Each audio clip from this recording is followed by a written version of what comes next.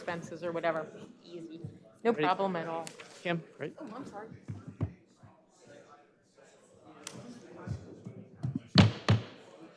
Good morning. Welcome to Salary Board, June 1st, 2022. We are going to start, actually with public comment. Is there any member of the public who has a comment? See none? All right. Approval of the minutes for May 4th, 2022 meeting. Any comments or questions regarding the minutes? If not, is there a motion to approve? So moved? Second. All in favor? Aye. Okay, Salary Board actions. We'll start with information technology. Mr. Regula.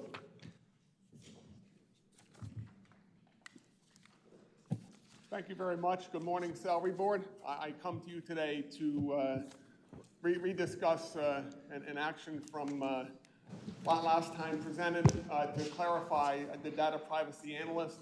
So I'm hopeful that this time I can clarify for your understanding and approval that the data privacy analyst will be used to support human services and county functions regarding privacy of HIPAA and CFR 42, which is the Code of Federal Regulations 42 privacy, along with state privacy regulations particular to the departments that we serve in human services. So I seek your approval to add this position to the IT manning table. Okay. I know there was some discussion last month about whether a name change might make it more specific to something. I don't know if you've given any thought to that, or you're still comfortable with this, or if board members have thoughts. We did look at whether or not we should add this to the word HIPAA in there specifically. It does cover privacy regulations somewhat beyond HIPAA, although HIPAA is the mainstay of it. So I would ask for the board's consideration to allow it to stand in a more general term. But I assure you that it will be focused on privacy related to federal regulations and HIPAA, along with some state issues regarding AAA and the like. So, I mean, it is a little bit broader than HIPAA, but we can cite that as an example if you would like to. But the job description for this specific position doesn't talk about HIPAA and CFR 42, et cetera, correct? Yes, sir. Okay. All right. Other questions for Mr. Regula? Motion to approve. I would have some questions. Oh, thank you. Thank you. So my questions are pretty straightforward. We talked about the title change, and actually I'm here in place of Pam today. So we've talked, and again, she wanted to reiterate that it might be a little too soon for this position, but truly believes that the county needs this position. The one thought would be if we could call it HIPAA and data privacy analyst, because it is specifically or mainly HIPAA. I know originally last time they talked about adding Health and Human Services to the title, which again would be fine. Health and Human Services Data Privacy Analyst would work out fine. I don't know if you've given any thought to that one again. I think that was mentioned at the last meeting. I appreciate your and the controller's thoughts on this, and I think your first suggestion of HIPAA and data privacy analyst is well poised for this position. So I thank you for that change. Okay. The other question or the thought concern that we had was looking at the job description and the qualifications. The person needs a degree in law, life sciences, healthcare, business administration, or a related discipline. It didn't seem to fit the technology mode, like the IT mode, and the thought would be, is there a possibility it could be in the human services department, which seems to be the department that reaches out to a lot of the different areas as far as mental health, drug and alcohol, children and youth, agency on aging, and kind of is the center cog in a lot of things now. So I didn't know, also, like, I think the hub is in there. It just seemed like that might be the position, the place for this position to land. And of course, they'd be working with IT, but they would be actually maybe under Rachel Neff in that position. I thank you for that consideration of the position. I would aver that the analyst looking at data is more IT driven in the fact that it's looking at systems holistically and trying to determine the workflow relationships with the data and how it's used, and that is well positioned for an IT function. We will work closely with human services. Okay, again, did they have to have any IT background in order to be there? We are hopeful to find somebody that understands systems and how data flows, but an IT background is not needed as much as being able to understand workflow and how data interacts with people's project in a privacy mechanism. And in other counties or whatever, is that department headed by IT? I'm not familiar. The county is working towards a model that is, I won't say unique because Allegheny County was the forerunner in this, but it's forward thinking to serve the constituents of Bucks County, that this is really a model that is forward thinking. So I do not have a lot of other county ability to turn to what other counties have done in this regard. Okay, again, what the suggestion would be that this position would be called the HIPAA and data privacy analyst and report to a human service department, which, since it's the hub and a lot of other things that service the entire county, it just seemed like it would fit in. Good, you had To make a motion, motion to approve the HIPAA and privacy analyst position as described. I'll second that. Okay, motion made and seconded. All in favor? Aye. Aye. Any opposed? No. Okay, thank you, Mr. Regula. Thank you. General Services?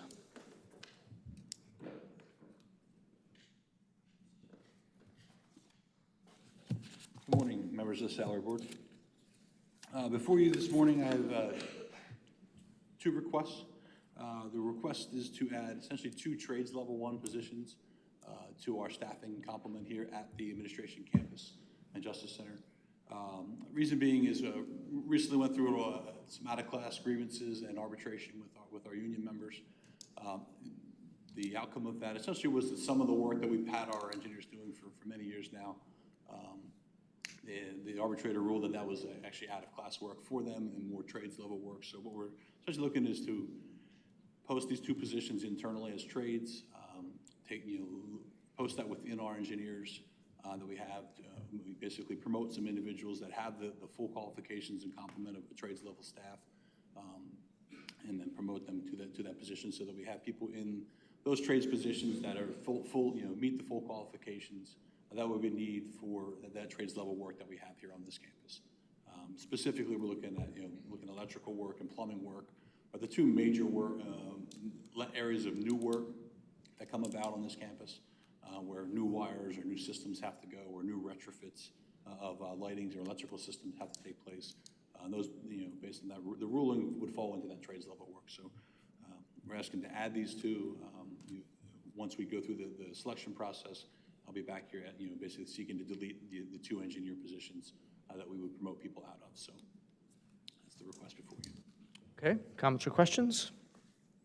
No? Is there a motion to approve numbers 2 and 3?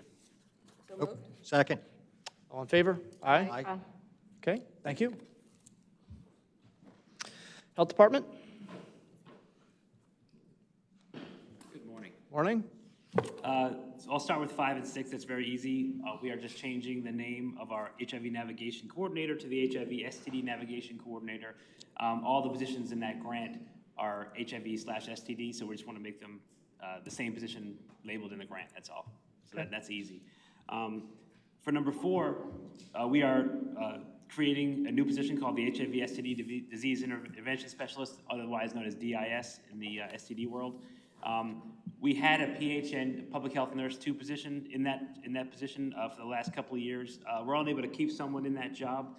Most of what they do is a lot of phone calls, checking that people have been treated for gonorrhea, chlamydia, and it's just not a job. We haven't been able to keep a nurse. They keep going into that and doing something else because it's a lot of talking.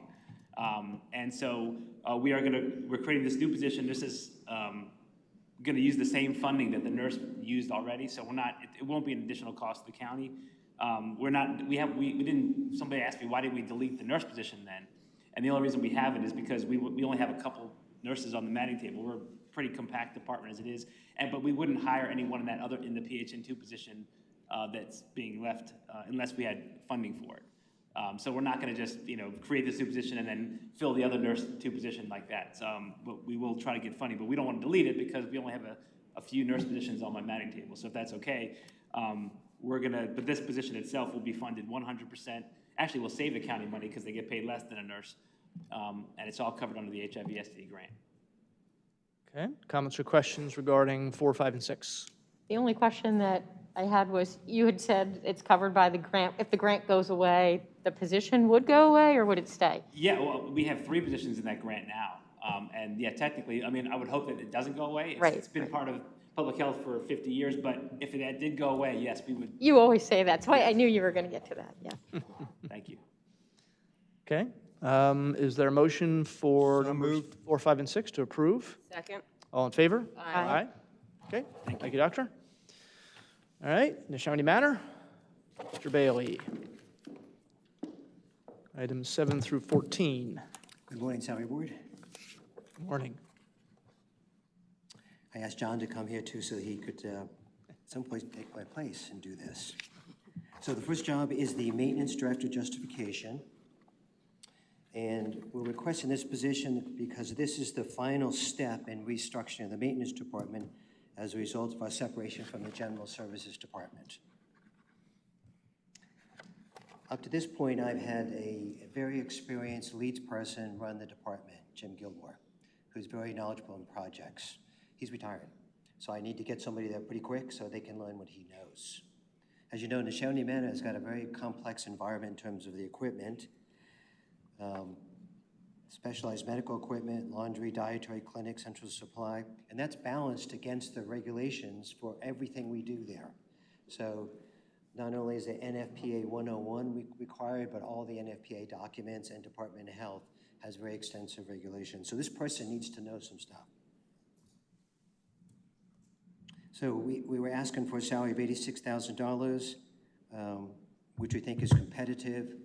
And we figured that we could take the money that we are paying our leads person right now, his salary plus his overtime, a leads person pay, and not fill his position. We have a second leads person who's not qualified to run the building, but could step in union. And that's how we were gonna come up with the funding for that. Any questions? Questions on number 7? All right, why don't you go ahead and go through 8 through 12, please? Okay. So this is to do what we had done previously in creating 5 new LPN positions. The reason that we're trying to do that is that it's been near impossible to hire a registered nurse. I think we've had 2 in the past 18 months, 19 months, something to that extent. This really just sets us up long-term so that we can provide the licensure that's required for managing the nursing facilities and take care of the residents' treatments and wound care and that sort of thing. Again, the funding from this will be coming from the already budgeted RN positions that are on the manning table, and we won't fill both. We won't fill the RNs and the LPNs, just one or the other. All right? Okay, And as we always say, we are still, we would prioritize RNs over LPNs. okay. All right, comments or questions on 7 through 12? It's not really a question. And how are you going to not fill both? Like, how are you going to, like, as long as they're open, wouldn't you end up just filling all the LPN and RN positions that are there? So we'll probably fill most all the LPN positions, and the RNs will be open. You know, David would tell you in the hospital, they're just attracting them like crazy. We can't So just pay what they- pretend that a whole bunch just appear. Would you keep all of the RNs and all the LPNs? So we have a system where we post. So it depends what we post, because we would post both all the time. Okay. So whatever shows up is what we're going to hire. That way we would stay okay with the unions. But I guess she's asking if we had, let's say, 5 LPNs, we filled all 5 jobs, and then magically next week 5 RNs applied, but we already filled the LPNs, we won't be able to take those RNs. All right, we won't be able to take it. We don't have funding for it at this point. So it's based on funding at that point? Okay. Yes, yep. Sorry about that. Okay. All right, number 13, 14?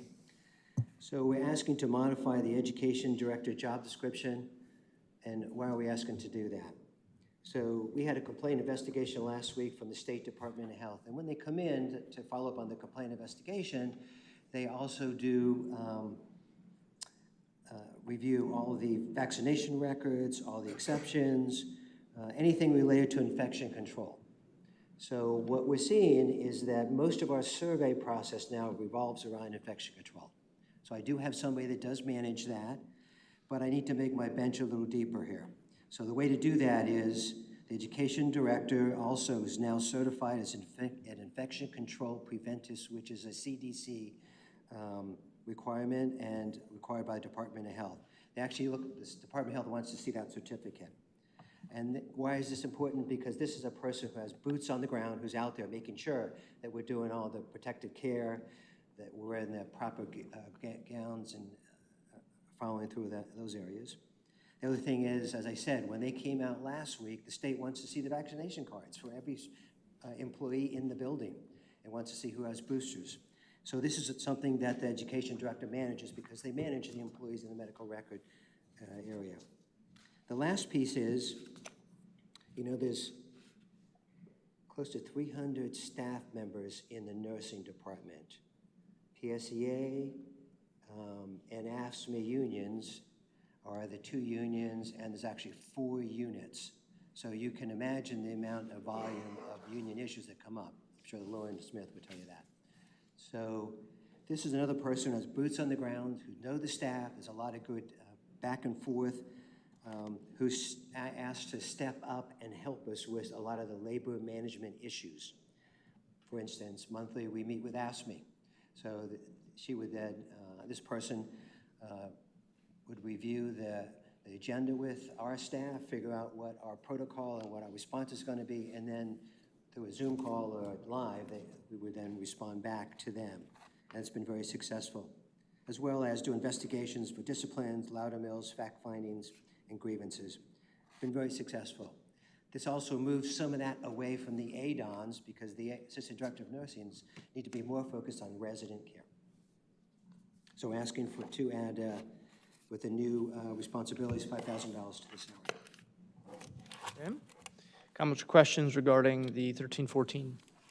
I had a question. So I wasn't sure that the title education director really fit on this one, but because it seems like they're actually kind of supervising some staff or doing items like that. Is the person a nurse that's in that? Yes, this is an RN who reports Kim right directly to the DON. Okay, yeah, I saw associate degree was required, and then I wasn't sure.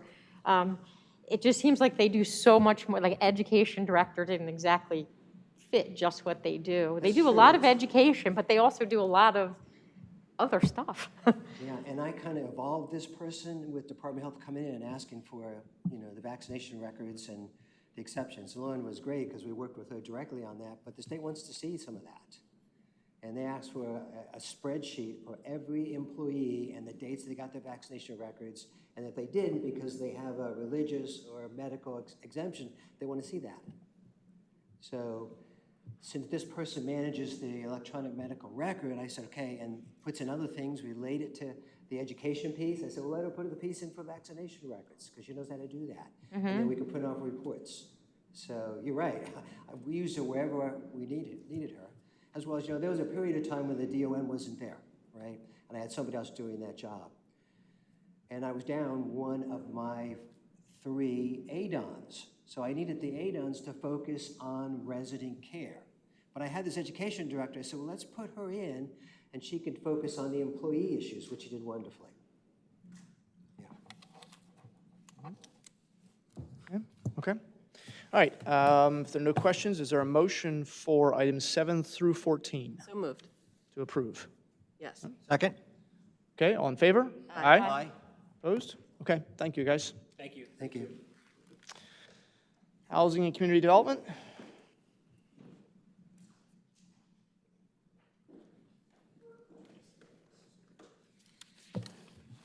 Hello, Commissioners. Morning. Good to see everyone. Before you today is 2 moves on salary board. One is, they're both just changes to existing positions. One is to change a title and subsequent job description from project administrator led to project administrator special projects. The special projects is intended to allow that position to serve a broader range of projects, which might also include some lead-focused projects, but not be exclusively focused on them. This is partly with an eye to the SLFRF funding that requires, really covers a broad range of housing and community development related projects, so we wanted to make it a little bit broader on what that position could work on. The second position is moving one of the per diem project coordinator positions that was created for the bearer program to a fiscal coordinator. So it's a per diem position to assist with BERA-related fiscal efforts, as well as departmental efforts around the management of the large increase in funding that the department is having flow through from both the BERA program, things like the SLFRF funding, as well as additional funding from HUD that's coming in over the next couple of years. So. Okay. Comments or questions from Mr. Fields? So the question that I would have, because I remember back when the department was really, really small, and I know that there's been a whole lot of new funding, so we're up to, I don't know, 15 people in the department. When the funding goes away, will these positions go away? Like this one, the fiscal coordinator? These aren't added positions. So, okay, but the project coordinator was an added position with the new funding at some point. So BERA, we know BERA ends when? In a year? It's so difficult to say exactly when it would end, but I think it should continue for at least a year. Okay, so that would be the question, like when the BERA funding ends. I know that currently we're also using an employee that's in the finance department to do the fiscal work down with you guys. At some point, I know the funding will go away, and then would the positions go away also? It's difficult to say. For the special projects, we have, $4.4 million of home ARP funding that goes through 2030. So when the funding goes away, I think is unclear, when the additional financial needs are of the department. So I don't want to commit to saying that one funding source would lead to the positions going away. And that the per diem position is a pretty cost-effective way to address some of the fiscal needs if we're able to get it filled. So it would, again, we're using other departments because we don't have the capacity now, so this would build that up. But as in any situation, if the department's needs are reduced due to lower funding, certainly not opposed to eliminating positions, but I wouldn't want to tie it to one piece of funding, because what we've seen is that various different funding streams keep coming through. So it's, but as always, none of these positions affect are not drawing on the general fund or the county's, it's all grant funded and would continue to be so. So I don't see any change in that for any time in the And then near or long term. the $35 hourly rate. We don't have a lot of fiscal coordinators that are making $35 an hour. Is that set through the BERA program, or how does that come up? That's a max, not, for the position. It wouldn't necessarily be what we would be starting at, but I mean, that's a $72,000 annualized rate. If you look at the job description, there's plenty of fiscal positions that are paid considerably higher than that with responsibilities that would be comparable, so. So that isn't what you're going to pay them, that's just the max? Well, that is the max, yeah. It wasn't necessarily the starting rate, but it has been difficult to find, folks with the accounting or fiscal background that we would need at a lower pay rate.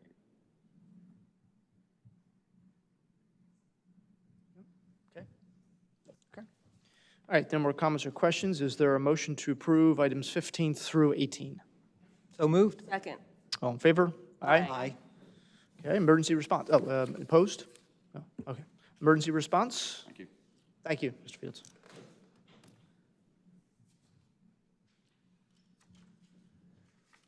Good morning. Morning. So we are proposing a title change and labor grade change to what is currently the geofile coordinator position. It is part of the ASME collective bargaining unit. With the evolution of GIS and 911, it's moved from nice to have to must have, and we currently have one subject matter expert position in GIS. This individual would be cross-trained in helping to update the GIS database layers. And so we would either get somebody who has some experience or education in that, or we would train them in that. But their job expectations are increasing a bit with the GIS work. So we're looking to move that to a labor grade 6, step 2. So that would be equate to what our current dispatcher 1 receives in the 911 center. All right, comments or questions? No? Is there a motion to approve numbers 19, 20? So moved. Second. All in favor? Aye. Aye. Okay, thank you. All right, let's move to tax claim.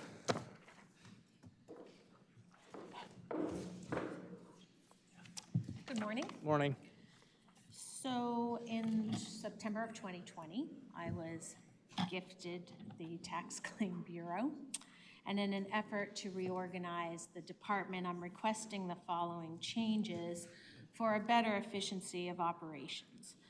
One would be to delete the position of senior accountant, and in its place, add back the position of office manager, which was initially on the Manning table a few years ago. What that would do is some of those duties that I've identified that were under the title of senior accountant can be better utilized in a different format with the office manager, taking on some of those duties as well as overseeing the daily functions on the floor. So that's the first proposed change I would like to make. And the second is, back in the day, the head count of the department was drastically reduced. I had 4 coordinators at one time, and now I'm down to 2. So in an effort to build a bench and better utilize who's there without adding headcount, because I know that's not what we're trying to do here, the change in one of those positions to, here on the table it says a lead coordinator, I'd like to make that a senior coordinator. It would expand the duties of that person. I've met with the union, I have their approval in expanding those duties because it is a union position to a more senior coordinator position. And that way we'll be better able to manage the department without adding headcount. So those are the proposed changes I would like to put forth today. I would like to make a motion for items 1 through 4, the deletion of a senior accountant, the addition of an office manager, and a change in title from coordinator to senior coordinator. Okay. Ms. McKevitt, you have to use the microphone. You have to use the microphone. One clarification. For the position of coordinator, senior coordinator, the date, because that position is occupied, we'll probably have to change. Okay, Okay? I'm fine with that.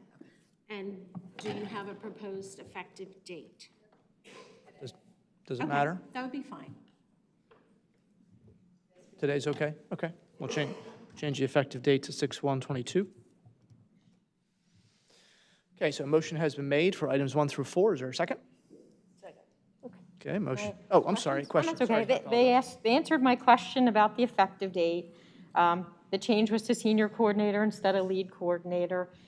You said that the union approved it, so that was the other question. And the last question is there budget to cover it? I guess that would be a Dave question, or? Well, I can answer that the budget is there. It will absolutely be there in '23.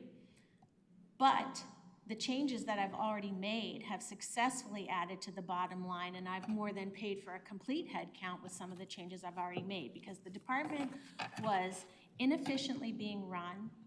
There were deficiencies in the financials, and it was neglected under the previous administration for many, many years.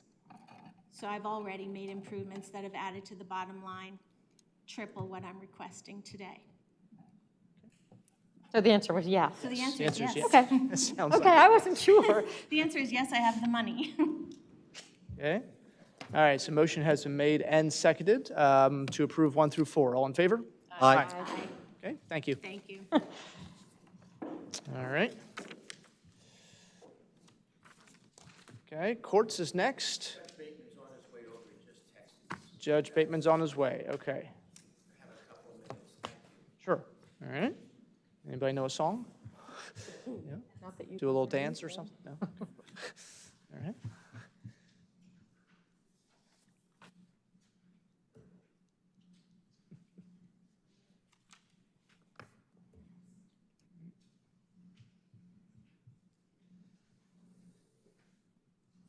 How about we'll go to 5 while we're waiting. Any other matters to come before the board? No? Okay, all right. Didn't think there would be. Do you want to adjourn now, too? So,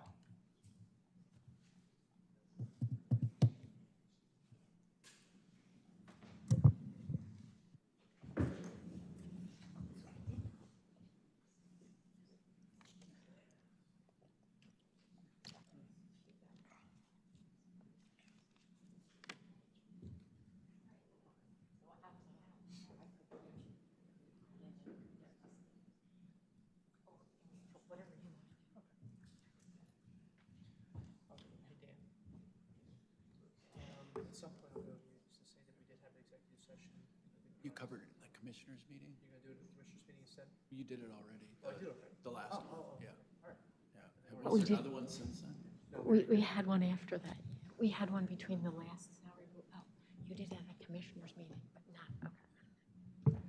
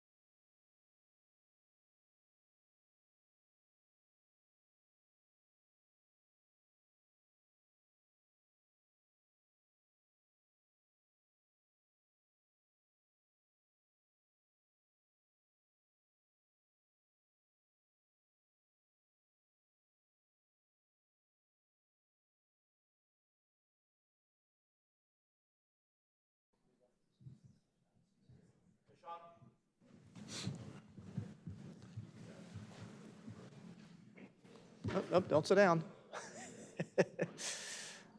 Okay, all right, we're back. That service, I apologize for being late. That's I had, fine. An appointment I had to get to this morning. I'm sure all of you understand that I couldn't miss it. Once again, good morning, Commissioners. Morning. We have two requests this morning. As I understand it, items 1 through 30 are a request to change the title of our full-time minute clerks to court clerks. There's no change in compensation for the full term or full-time people. It's part of an arbitration award. So I'm sure you're all familiar with that. Would you like me to do the second one now, or Sure. do one at a time? Yeah, no, sure, you can do it now. Our second request would be items 31 through 36. Again, we're requesting the name of the title change from minute clerk to court clerk. but these are for the per diem court clerks. They perform the same duties and functions. What, I have it wrong? No, keep going. We just like to change the job title of those last three to recognize that they are per diem, court clerk per So diem. court clerk per Okay, diem. I'm sorry. And So, they're, yeah. and they are non-union, those Okay. three positions. Okay, thanks. I thought I had it backwards. So it would be per diem court clerk. However, we are requesting that their hourly wage be increased so that it's consistent with the full-time minute clerks, or what will hopefully be court clerks.